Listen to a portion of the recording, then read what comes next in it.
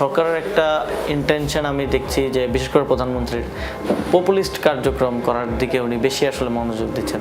বিভিন্ন সময় নিজেদের বক্তব্যের কারণে আলোচনায় এসেছেন এনসিপির নেতারা। কখনো সরকার এখন ব্যস্ত হাম নিয়ে, আবার কখনো নিজের বেফাঁস মন্তব্যের কারণে সমালোচনার জন্ম দিয়েছেন এনসিপির অন্যতম নেতা নাসির উদ্দিন পাটোয়ারি। এবার নতুনভাবে আলোচনায় এলেন আসিফ মাহমুদ সজীব ভুঁইয়া। পলিটিক্যাল ইস্যুগুলোকে উনি এড়িয়ে যাচ্ছেন। রাজনৈতিক কার্যক্রমের বদলে লোক দেখানো জনপ্রিয়তা অর্জনেই সরকার বেশি ব্যস্ত, এমন মন্তব্য করেছেন জাতীয় নাগরিক পার্টির মুখপাত্র আসিফ মাহমুদ সজীব ভুঁইয়া। দলটির সদস্য সচিব আখতার হোসেনের মতে, পরিবর্তনের আকাঙ্ক্ষায় প্রধানমন্ত্রীর ভূমিকা যথার্থ নয়, তবে নতুন হিসেবে সংসদের নানা বিষয়ে এখনো জানার বাকি আছে বলে মনে করেন তিনি।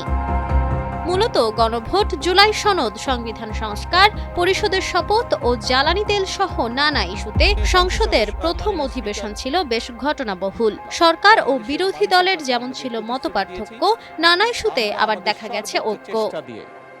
সেই প্রতিশ্রুতি পালনের চেষ্টা অব্যাহত রাখব।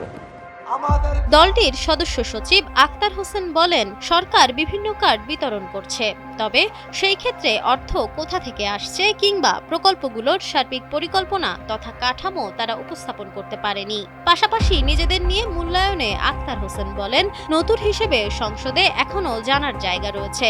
যদি সেগুলো প্রসারিত হয় তাহলে সংসদে কথা বলার জায়গাও আরও পরিণত হতে পারবে বলেও আশা প্রকাশ করেন তিনি। Nafisa Nuwal, Times today.